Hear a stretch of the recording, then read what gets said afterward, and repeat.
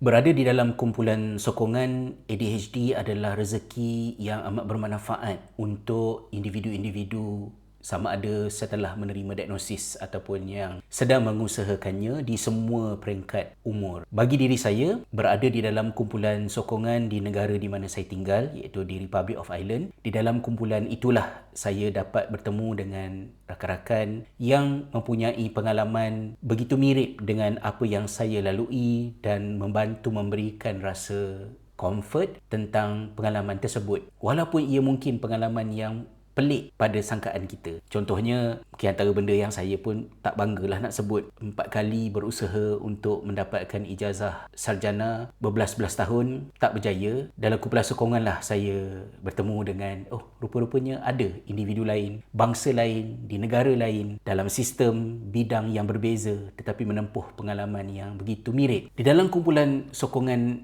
itu juga kita dapat tips, cadangan-cadangan, bahan-bahan rujukan yang berguna.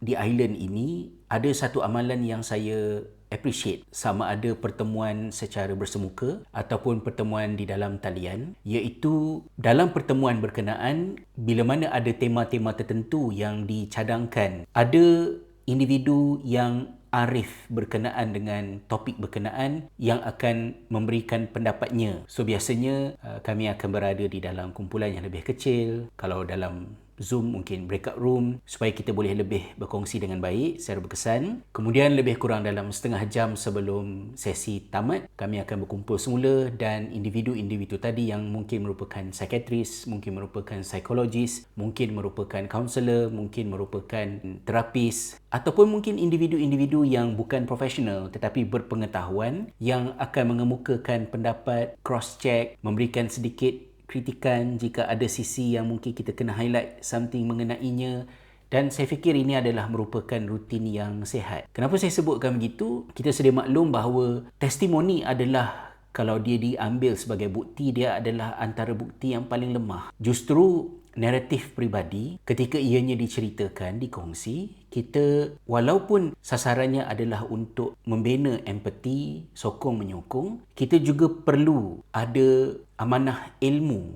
untuk tidak sewenang-wenangnya mengaitkan segala-galanya dengan ADHD. Sebagai individu yang menerima diagnosis di lewat usia 40-an, tidaklah lama tapi tak sampai setahun pun pengambilan stimulan, saya rasa di peringkat ini jelas untuk diri saya apa yang ADHD adalah faktornya dan apa yang bukan. Dalam arti kata yang lain, diagnosis, stimulan yang telah saya terima, sesuatu yang saya amat perlukan sebelum daripada ianya terjadi, ia tidak menyelesaikan segala-gala masalah yang saya hadapi dalam hidup. Dan ada sebahagian daripada perkara yang saya struggle, yang saya kena terus usahakan, dan saya tidak fikir ia ada kaitan secara langsung dengan ADHD itu sendiri. Mungkin perkara yang sangat signifikan yang saya yakin jelas ada kaitan dengan ADHD dan intervensi yang saya terima menyelesaikannya adalah rasa mengantuk ketika memandu. Mengantuk masa memandu ni biasalah, tetapi mengantuk semasa memandu untuk diri saya dan bukan nak banding-bandingkan dengan siapa-siapa is a huge thing. Pernah terbabit dalam kemalangan jalan raya yang hampir meragut nyawa, tertidur langgar lori.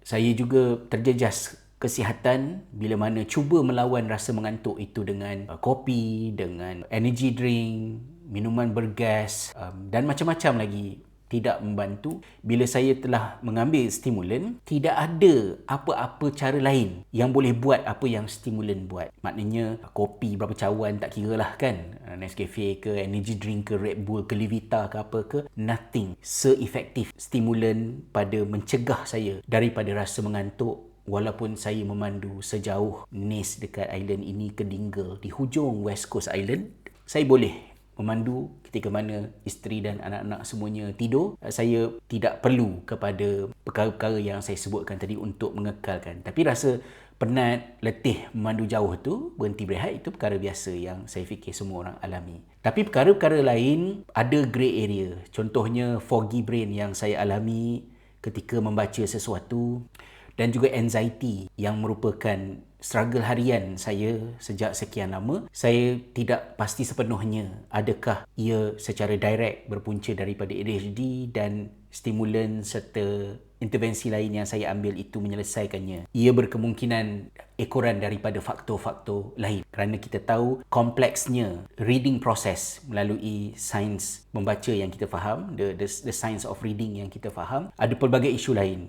Mungkin kerana saya kurang distraction, maka saya dapat lebih fokus dan skemata ilmu pemahaman dalam kepala saya, iaitu how I construct my understanding about certain topic itu menjadi lebih lengkap kerana saya dapat membaca dengan lebih panjang. Adakah ia dahulunya kerana ADHD ataupun sekarang ni improve kerana ADHD menerima intervensi? Saya tidak 100% pasti, seperti kes mengantuk semasa memandu tadi. Begitu juga dengan anxiety. Saya mula-mula menerima rawatan daripada GP adalah untuk anxiety, dan kemudian selepas 2 bulan GP pun bersetuju bahawa anxiety bukan faktor utama masalah yang saya hadapi, dan di situlah permulaan assessment untuk ADHD. Dan selepas pengambilan stimulan rasa macam better, tapi sometimes dari semasa ke semasa tu perkara tu masih lagi merupakan cabaran buat diri saya. So take home note daripada perkongsian saya ini ialah di dalam kumpulan sokongan ataupun ketika kita bertemu secara individu dengan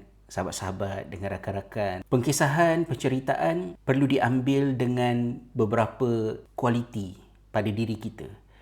Yang pertama, of course, empathy, dan bukannya kita dismiss, kita kritik, mempelekeh macam, alah, kau seorang je ke yang alami?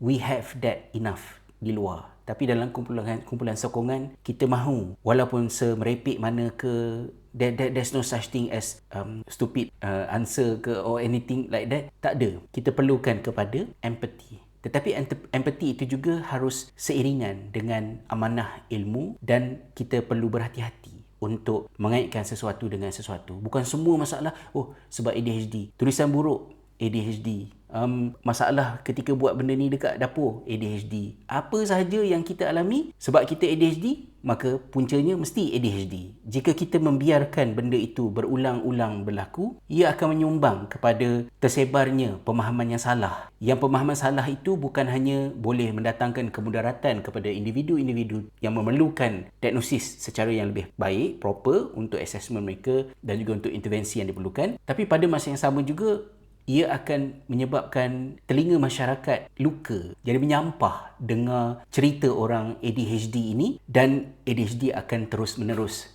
dianggap sebagai alasan dan bukannya penjelasan, ketika mana ADHD adalah topik psikiatri yang antara paling luas dan mendalam penyelidikan yang telah dilakukan mengenainya. Wallahualam.